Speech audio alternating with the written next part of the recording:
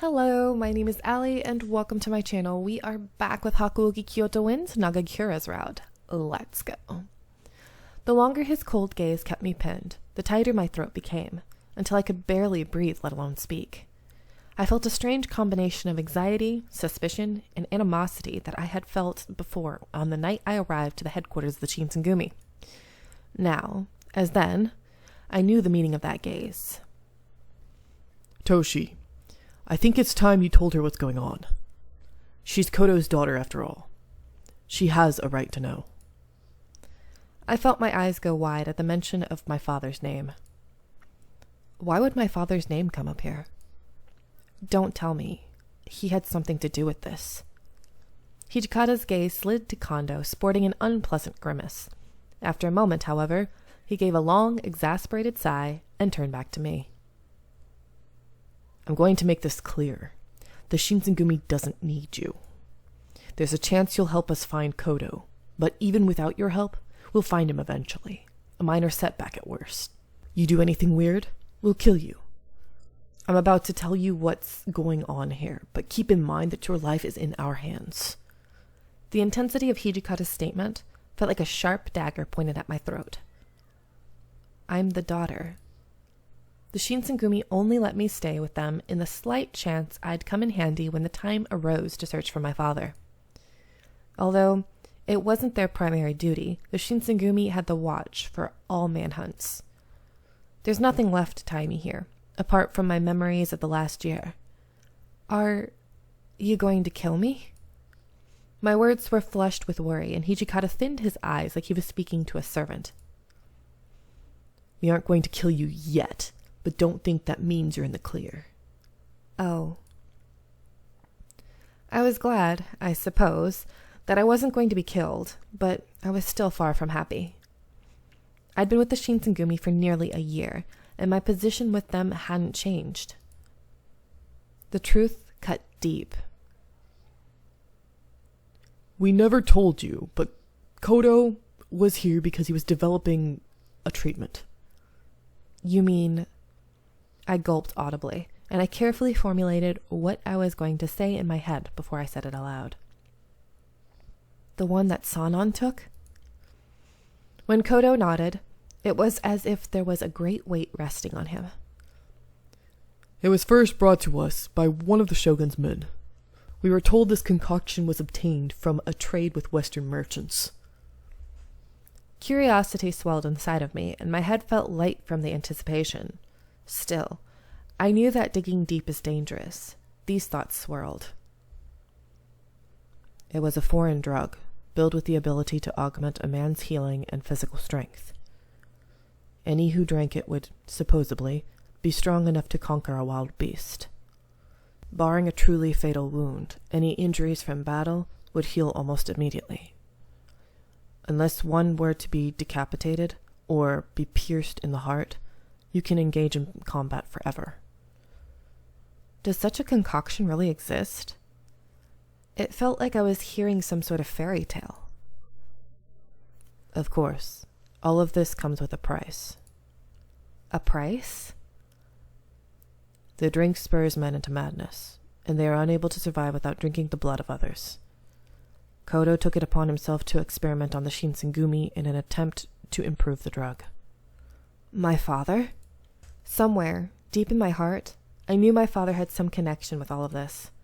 Knowing my father was involved with driving men mad, all I could do was wonder why.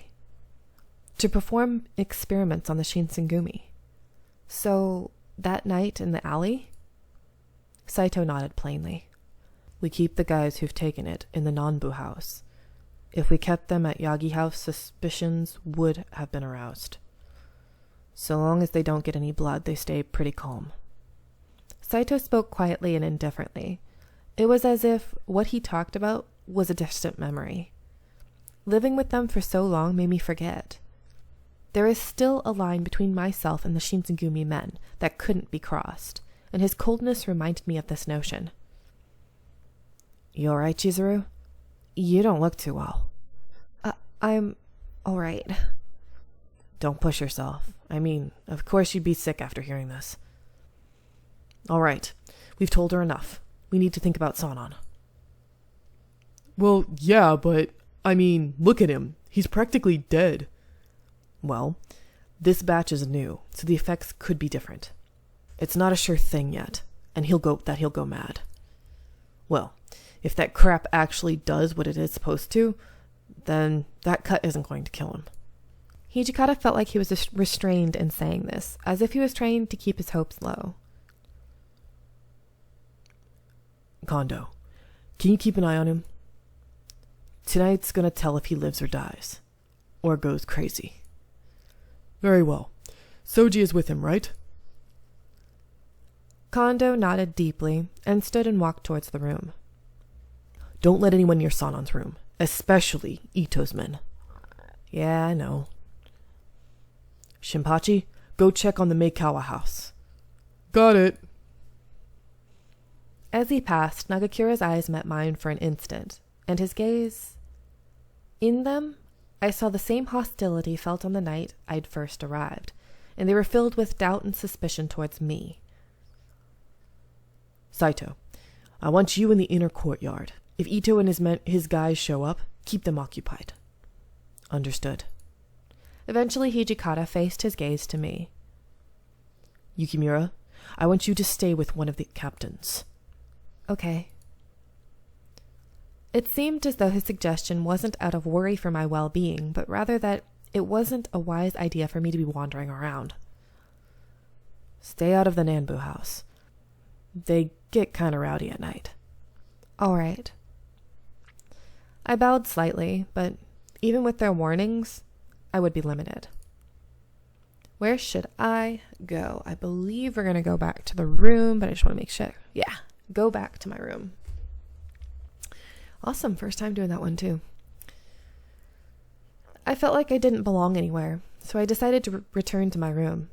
However, there was no way I could sleep tonight, given the circumstances. I was alone in my room, and the images kept returning no matter how hard I tried to forget. Before I knew it, dawn was almost breaking. I wondered if any of the others were awake. I slowly sauntered to the common room, and I saw a light flickering, sensing someone inside. There, I saw Nagakura standing alone in the room. You're still up, Nagakura? Oh, it's you, Chizuru. I'm still in the middle of my watch. I take it you couldn't sleep? Yeah. It felt wrong that I intruded upon Nagakura, and he kneeled, brooding intensely over something, and it felt wrong to strike a conversation with him. As I stood watching him, Nagakura eventually opened up to me. Back in the day, there was a captain who drank the stuff on his own accord. And I guess it failed for him too, so in the end he died from drinking it. Sana knew about it. After muttering those words, Nagakura fell silent. It was clear today hurt everyone deeply. I gotta look this up. Where am I? I'm glad he's alive, though. That's what we're gonna say. I'm glad he's alive, though, even at the moment. Butterfly! Oh, my sound's not working. Nice. I think it's because I accidentally unplugged my headphones and it just never went back on. Anyway. Oh, jeez. I had a cough come up. I don't know if you heard the squeak. Nagakura's eyes widened. You're right. We need to be thankful that Sanan is with us, even for the moment, huh? Oh. CG. Chizuru, thank you for letting me realize the most important thing. Nagakura chuckled and nudged his fingers under my chin. I guess that's what makes you a doctor's daughter. The way you approach things is different than, say, me, who thinks about fighting everyone. His statement kind of had nothing to do with me being a doctor's daughter, but the sentiment was cute, knowing Nagakura was a little more cheerful. Sorry for making everything all sappy. Oh, it's no problem at all. I'm happy just knowing that I was of some use to you. Aw, you're making me blush. Thanks for staying up so late. I'm gonna go on another round and make sure you get some rest. Whatever. So, oh, yeah. Why did you come out here anyway? I had a hunch people were still awake, so I figured I could fix some snacks for everyone. Well, now isn't really the best time to eat. I'll eat a whole heap in the morning, don't worry. I see. Then please be careful. All right. Well, I'll be on my way. Too cute. With that said, Nagakura walked back to the Meikawa house. There wasn't much time left until morning, but I did my best to crawl into bed and get some sleep. Okie dokie. That was cute. And so, the long night broke. The captains of the Shinsengumi gathered in the common room. Okay, everyone. Don't worry. The hardest part for him is over. The room collectively breathed a sigh of relief. So, how is Sanan? He's still asleep. Looks pretty peaceful. So, has Sanan gone crazy like the others? Inoue simply shook his head. We won't know for sure until he wakes up. For now, he looks just like he always has. Suddenly then, the door slid open. Good morning, everyone. How is everyone doing? Ah, shit, Ito. That wasn't the warm welcome I expected. My, you all look rather glum. Well, isn't it obvious that it's because we have to see your face in the morning? Go Nagakura. My Nagakura, darling, you're such a jokester. Ito dismissed Nagakura's snide remark, and he turned to face the standing warriors.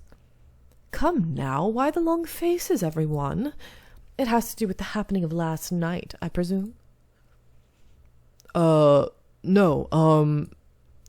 Desperately, Kondo's eyes flew around the room, as if looking for someone to offer an excuse. Obvious much, Kondo? Sano, make something up. What? Me? Well, you see, yesterday... You're a miserable actor. Keep your mouth shut. How about you leave the explaining to someone who can string 2 words together, Okita turned to Saito expectantly, and the latter spoke up at once. As you may have heard, Deputy Commander Ito, an incident occurred last night at headquarters. An incident, you say? Yes. However, we have yet to assume a real grasp on the situation. An attempt to make an explanation now is a risk of confusion from inaccurate information. If you wish, I'd be happy to provide you with a more detailed report this afternoon. I see. I understand. I shall look forward to receiving the details this evening. Very well then. Good day. Ito brandished another strange smile, stood, nodded, and left the room promptly. I hate that dude. I'm going to say that every single time I see him. No, just kidding. Seems like he left us off easy. What do you mean? Ito has his wits about him. We shouldn't have let him see all of us together. The only man missing was Sanan. It won't take Ito long to realize something's happened to him. Oh. Ito had likely guessed at what took place, but decided not to press the issue. I had looked up just in time to see Sanan shuffle through the door. Sanan! Hey, come on, guys. Don't stare at me like I'm some kind of monster. Well, you are. Sanan, you sure you should be up and about? I'm only a little drained, sore. A side effect of my new condition, I suppose. Those who'd taken the draught often find activity during daylight hours to be especially taxing. Sanan looked a little pale, but it didn't look too difficult for him to stand and speak. But if it's hard for him to move during the day... I am no longer a human being. Those words sunk our hearts heavily. Even the captains fell silent in his solemn admission. Oh, Sanan, who cares what you are? You're alive. That's good enough for me. Kondo stood and grabbed Sanan's shoulders tightly, his expression bright and endearing. Tears nearly welled in his beaming eyes. So, how's your arm? Has it healed? I haven't fully recovered yet, so I would withhold any final judgment, but... He lifted his left arm, the arm that before had hung limp to his side, and flexed his hand. It didn't look any different than before his injury. It seems to have been healed. At the very least, it is no longer a hindrance. Thank goodness. In spite of the chaos from last night, his wish to use his arm once more came true. However, you can't go out in the sunlight though, right? Will you still be able to fight with us? His voice was calm, almost careless. I have an idea. Tell everyone I died. What? From now on, I will serve in the Corps and remind them, and us, the success is possible. Sanan, have you lost your mind? Do you know what you're saying? Of course I do. Do you, Nagakura? The Shogun has ordered us to keep this thing a secret. If I, die, the Shogun's secret remains so. Besides, consider the possibility of the side effects being managed or even removed. What reason do we have not to use it? They seemed to be against Sanon's idea, though no one said anything. Who would want to consign a friend to a life of secrecy lived in shadows? But we were given this task by the Shogun himself. I suppose this is our only choice. Well, this is what you asked for, Sanan. And besides, you're not the type to listen either. You know me well, don't you? You couldn't have been more accurate. Hijikata scoffed at Sanon's suggestion, and bitterness frothed from his words. This means moving to a new location isn't something we can put off any longer. If we're going to hide Sanan from Ito and his men, we need more space. This place won't cut it. I agree. If we intend to begin research again, then a move is even more urgent. All right, everyone. Even though none of you got much sleep, we need to attend to business. Let's get down to business. Sorry. Yukimura, you go back to your room. I know you didn't sleep much. Okay, understood. Please excuse me. And I'm off. I bowed to everyone and left the common room. I'm happy that Sanan was safe, but a whole flurry of new concerns arose. Learning of my father's horrible work. What will become of me? Will I be safe? Such thoughts buzzed heavily in my head as I walked back to my room. And I'm going to let you guys go here. I hope you are enjoying, and I will see you in the next one. Bye!